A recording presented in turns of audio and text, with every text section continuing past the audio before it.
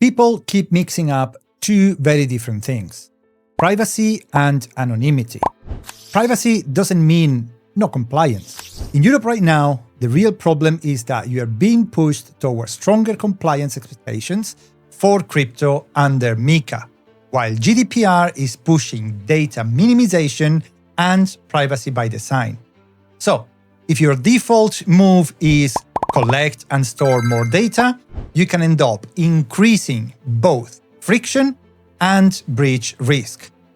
In this video, I will walk through that tension and how zero-knowledge KYC can help you prove what's needed without endlessly copying sensitive personal data everywhere. Thanks for being here. I'm Victor Mendez, co-founder and CMO at Verifio.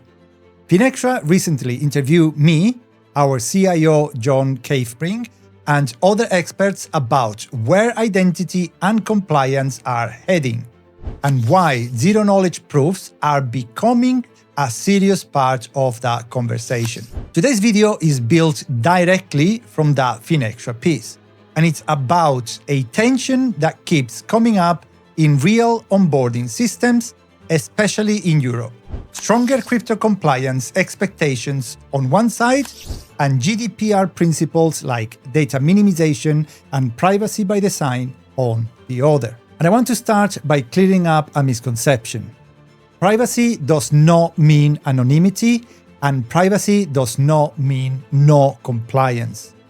When people hear privacy-preserving identity, they sometimes jump to, so you're trying to avoid KYC? No, that's not what I meant.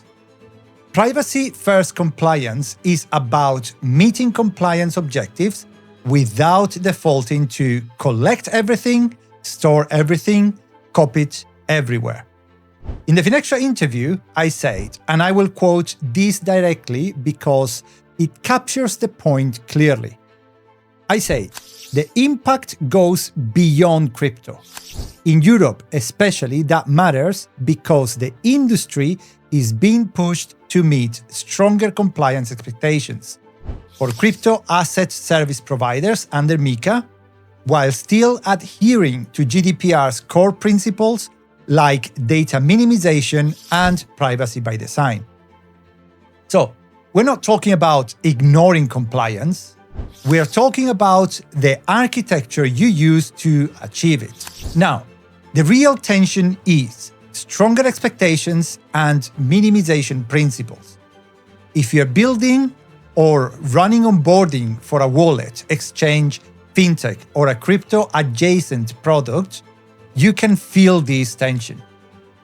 Compliance expectations are getting stronger, but GDPR's core principle still apply, especially data minimization and privacy by design. The decision is, how do you implement compliance without accumulating unnecessary risks?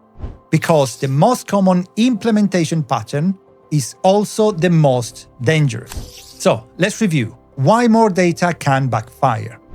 In the same Finextra quote, I said, these requirements can create tension when compliance is implemented by collecting and storing more data. That's not a theoretical point.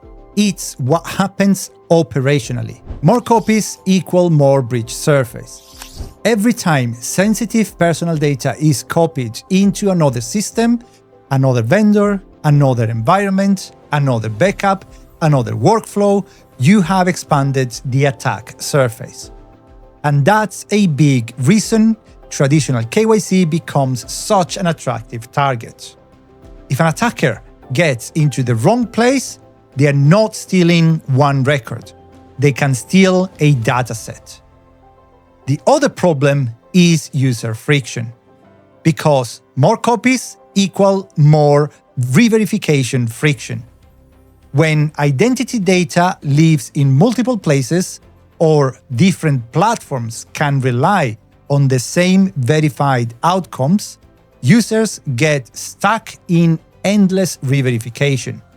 Upload documents again, repeat checks, start over.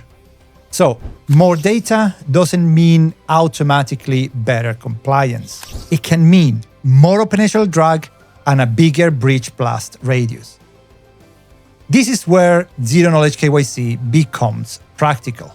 In the Finextra interview, I said, zero-knowledge KYC helps resolve that trade-off by proving what's needed without repeatedly copying and storing sensitive personal data. That phrase, proving what's needed, is the central shift.